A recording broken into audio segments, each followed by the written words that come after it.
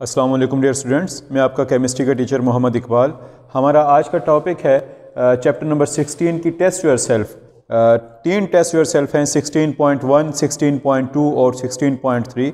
तो इन्हें हम देखते हैं। सबसे पहले हमारे पास 16.1, इसका पहला क्वेश्चन है define concentration process used in metallurgy of the copper की मेटलर्जी में जो कंसंट्रेशन प्रोसेस इस्तेमाल हुआ है उसे आप जो है वो डिफ़ाइन करें। इसका जवाब भाई डियर स्टूडेंट्स पेज नंबर 157 पर हमारे पास मौजूद है। इसमें जो फ्रोथ फ्लोटेशन कंसंट्रेशन के लिए प्रोसेस इस्तेमाल किया जाता है वो फ्रोथ फ्लोटेशन है। और फ्रोथ फ्लोटेशन की जो डेफिनेशन है, froth flotation process is based on the wetting characteristics of the ore and the gangue particle with oil and water respectively. और उसके बाद इसका जो प्रोसेस है वो भी इसे शामिल करेंगे। क्वेश्चन नंबर 2 है why small amount of coke is required in the smelting process, how is slag form during smelting. कि स्मेल्टिंग के अमल में थोड़ी मिकदार में कोक क्यों इस्तेमाल किया जाता है और स्लैग किस तरह बनता है। तो कोक इस्तेमाल करने की वजह यह है कि जब कोक हॉट गैसेस के साथ मिलता है तो उसका कंबस्टन प्रोसेस होता है, उससे हीट प्रोड्यूस होती है और उस हीट की वजह से जो मेटालिक ऑक्साइड हैं या और पार्टिकल्स हैं उनकी ऑक्सीडेशन होती है। सिंपली हम कह सकते हैं कि to start the chemical reaction or oxidation of the ores का केमिकल रिएक्शन स्टार्ट करने के लिए या उनकी ऑक्सीडेशन को स्टार्ट करने के लिए जो है वो कोक इस्तेमाल किया जाता है। इसी तरह how slag is formed, slag कैसे बनता है, इसके लिए पेज नंबर 158 इसमें स्मेल्टिंग की हेडिंग है। इसकी लाइन नंबर 4 से आप स्टार्ट करेंगे। First ferrous sulphide oxidise to form ferrous oxide, ये मुकम्मल स्टेटमेंट और इसके साथ जो पहली दो इक्वेशन हैं ये इसमें शामिल होंगी। क्वेश्चन नंबर 3 है why is lime added in the smelting process. Smelting process में लाइम क्यों ऐड किया जाता है। स्मेल्टिंग प्रोसेस में लाइम ऐड करने का मकसद ये है कि जो स्लैग है वो आसानी से अलग हो सके और उसे जो है वो अपर सरफेस से रिमूव किया जा सके। Question number 4 how are slag and matte remove from the blast furnace. Blast furnace में से स्लैग और मैटे को कैसे रिमूव करते हैं। तो इसके लिए भाई देखें पेज नंबर 158 इसके लिए स्मेल्टिंग की हेडिंग और स्मेल्टिंग की जो पहला पैराग्राफ है इसका आखिरी sentence, slag is being lighter rise to the top and is removed from the upper hole. और जो मैटे है इसकी रिमूवल के लिए जो दूसरा पैराग्राफ है उसके बाद एक आखिरी सेंटेंस है इसे हम लिखेंगे matte is withdrawn from the lower hole, it contain about 45% copper. तो स्मेल्टिंग के पैराग्राफ में ये दोनों हैं, दो पैराग्राफ हैं, इनकी आखिरी लाइनें जो हैं आपने इसके जवाब के तौर पर लिखनी है। उसके बाद question number 5 what is difference between slag and matte. Slag और मैटे में क्या फ़र्क है। स्लैग की फॉर्मेशन दी गई है मगर इसकी जो एग्जैक्ट डेफिनेशन है वो है the silicates and phosphates of metal are called slag. दोबारा सुने, silicates and phosphate of metals are called slag. तो इस प्रोसेस में हमारे पास जो स्लैग है उसकी एग्जांपल FeSiO3 फेरस सिलिकेट मौजूद है। और इसका दूसरा हिस्सा है मैटे क्या है। तो जो मैटे की एग्जैक्ट डेफिनेशन है वो आप लिखेंगे matte is a mixture of cuprous sulphide and ferrous sulphide. Matte जो है क्यूप्रस सल्फाइड और फेरस सल्फाइड का मिक्सचर है। उसके बाद question number 6 mention the chemical reaction for the formation of metallic copper in the bessemerisation process. Bessemerisation process में जो copper metal है इसके बनने का अमल बयान करें। तो इसमें क्यूप्रस सल्फाइड जो है वो ऑक्सीजन के साथ मिलती है, उसका रिएक्शन होता है, उससे क्यूप्रस ऑक्साइड और सल्फर डाइऑक्साइड गैस पैदा होती है। ये सल्फर डाइऑक्साइड गैस होने की वजह से एस्केप हो जाती है और उसके बाद जो क्यूप्रस ऑक्साइड है वो अनरिएक्टेड क्यूप्रस सल्फाइड के साथ रिएक्शन करके उससे कॉपर बनता है और उसके साथ सल्फर डाइऑक्साइड गैस। तो जब ये प्रोसेस मुकम्मल होता है तो आपने पहले भी पढ़ा है कि इसे हम जो है वो सैंड मोल्ड्स में उंडेल लेते हैं और उसकी सतह से जो है वो सल्फ़र डाइऑक्साइड के बबल्स रिलीज़ होते हैं, जिसकी वजह से हम उसे ब्लिस्टर कॉपर भी कहते हैं। नेक्स्ट है हमारे पास what is blister copper. Blister copper क्या है? इसका जवाब भी पेज नंबर 160 पर है। व्हाट इज़ ब्लिस्टर कॉपर, इसे ये पैराग्राफ मुकम्मल करेंगे। The molten metal is shifted from the converter से मुराद बेसिमर कन्वर्टर।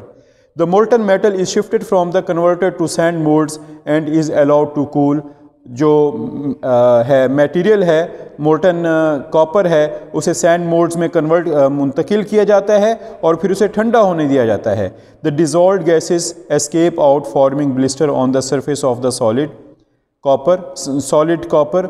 जो डिजॉल्व्ड गैसेस हैं, डिजॉल्व्ड गैसेस से मुराद जो सल्फर डाइऑक्साइड गैस है, तो ये उसमें से एस्केप होती है और उसकी सतह पर जो है वो बबल्स बनाती है, निशान बनाती है। Therefore it is called blister copper, इस वजह से इसे हम ब्लिस्टर कॉपर कहते हैं। It is about 98% pure copper, ये तकरीबन 98% प्योर कॉपर है। ये ब्लिस्टर कॉपर की डेफिनेशन हो गई। उसके बाद question number 8, why anode is eaten up in the electro refining process. Electro refining process में जो एनोड है वो मुसलसल कंज्यूम होता जाता है, उसकी थिकनेस में कमी आती जाती है, इसकी क्या वजह? तो ये भाई इसका जवाब जो है पेज नंबर 160 पर, refining or purification of the metal. यहाँ देखेंगे इसमें जो दूसरा पैराग्राफ है यहाँ से आप स्टार्ट करेंगे। On passing the electric current through the solution से जब इलेक्ट्रिक करंट पास किया जाता है, anode dissolve to provide copper ion to the solution. तो एनोड डिजॉल्व होता है, कॉपर आयन बनाता है और वो कॉपर आयन सोल्यूशन में मुंतकिल होते जाते हैं। These copper ions are discharge by gaining of the electrons from the cathode, और ये कैथोड से इलेक्ट्रॉन गेन करते जाते हैं और उस पर डिपॉजिट होते जाते हैं। That is the reason the anode is consume, that is anode is eaten up. यही वजह है कि एनोड की जो थिकनेस है, उसकी मोटाई है, उसमें कमी आती जाती है। Question number 9, what do you mean by anode mud. Anode mud से क्या मुराद है? ये आपने पढ़ा भी है कि उसकी प्यूरिफिकेशन के प्रोसेस के दौरान जो कुछ मटेरियल्स ऐसे हैं जो ना तो ऑक्सीडाइज होते हैं ना रिड्यूस होते हैं, वो एनोड के नीचे जमा होते जाते हैं, इन्हें हम एनोड मड कहते हैं। और ये वैल्यूएबल मेटल्स हैं जिनमें गोल्ड वगैरह, प्लेटिनम और सिल्वर वगैरह शामिल है। तो इसका जवाब भाई पेज नंबर 160 पर refining or purification of metal का दूसरा पैराग्राफ का बिल्कुल आखिरी सेंटेंस मैं इसे पढ़ देता हूँ। The impurities like gold and silver settle down as anode mud. जो इम्प्योरिटीज़ हैं जो कि सिल्वर और गोल्ड पर मुश्तमिल होती हैं, ये एनोड के नीचे जमा होती रहती हैं और इसे हम एनोड मड कहते हैं। नेक्स्ट है हमारे पास टेस्ट योर सेल्फ 16.2। इसके स्टूडेंट्स जो है वो टोटल 4 क्वेश्चन हैं, देखें इसे। Why only sodium bicarbonate precipitate when carbon dioxide pass through the ammoniacal brine. जब अमोनिकल ब्राइन से कार्बन डाइऑक्साइड गैस पास की जाती है तो सिर्फ सोडियम बाइकार्बोनेट प्रेसिपिटेट्स में क्यों तब्दील होता है? क्योंकि आप जानते हैं कि उसके साथ अमोनियम क्लोराइड भी प्रोड्यूस हो रहा है, तो वो प्रेसिपिटेट में क्यों नहीं बदलता? इसका जवाब हमने ये दिया था। ये उसके जो प्रिंसिपल है उसी में ये बात वाज़ेह है कि the principle of salvage process lies in the low solubility of sodium bicarbonate. कि सोडियम बाइकार्बोनेट जो इस रिएक्शन में प्रोड्यूस होता है वो लो टेम्परेचर पर इनसॉल्युबल है। इनसॉल्युबल होने की वजह से उसके प्रेसिपिटेट बनते हैं और वो सेटल डाउन हो जाते हैं।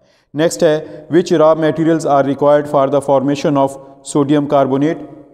सोडियम कार्बोनेट की तैयारी के दौरान कौन से रॉ मटेरियल ज़रूरत पड़ते हैं? इसका जवाब भी पेज नंबर 161 पर है। 3 चीज़ें हैं, सोडियम क्लोराइड और लाइमस्टोन और उसके साथ ammonia gas. Question number 3, how carbon dioxide is prepared in the salvage process. Solvay process में कार्बन डाइऑक्साइड गैस कैसे तैयार होती है? इसका जवाब पेज नंबर 162 पर है। Preparation of carbon dioxide.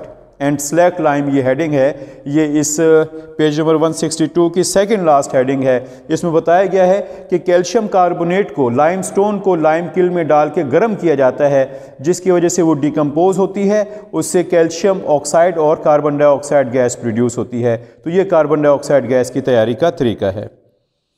Next है question number 4, give the reaction of formation of ammonia in the process.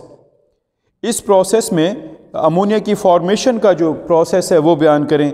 ये स्टेटमेंट क्वेश्चन के अगर यूँ कर लें, हाउ अमोनिया इज़ रिकवर्ड, तो ये भी दुरुस्त है, एक्सरसाइज में से इसी तरीके से लिखा गया है।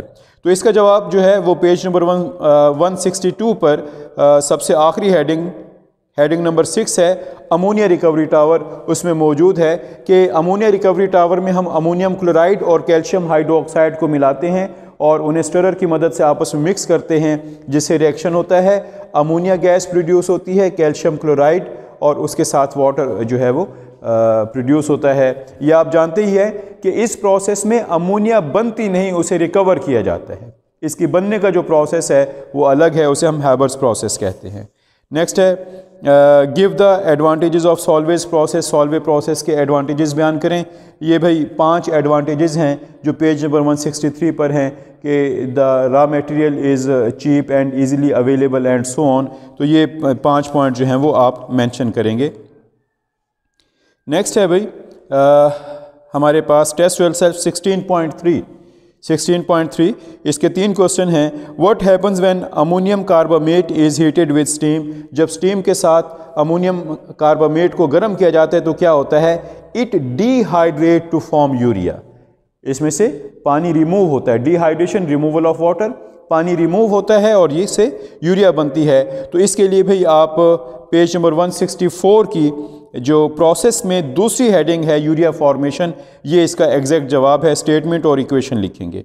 How many stages are involve in the formation of urea. Urea की फॉर्मेशन में कितनी स्टेजेस इन्वॉल्व होती हैं, 3 stages. Formation of ammonia, reaction of ammonia and carbon dioxide, urea formation and granulation of urea. Next है what is the percentage of nitrogen in urea. Urea में nitrogen की percentage कितनी है, 46.6% जो है वो नाइट्रोजन मौजूद होती है यूरिया में, जिसकी वजह से कहा जाता है it is rich in nitrogen. इसमें नाइट्रोजन की मिकदार जो है वो काफ़ी ज़्यादा है। तो स्टूडेंट्स, ये हमारा आज का टॉपिक था। उम्मीद है आपने इसे समझ लिया होगा। अगर कोई प्रॉब्लम है तो हमारे व्हाट्सएप नंबर पर रब्ता करें। शुक्रिया।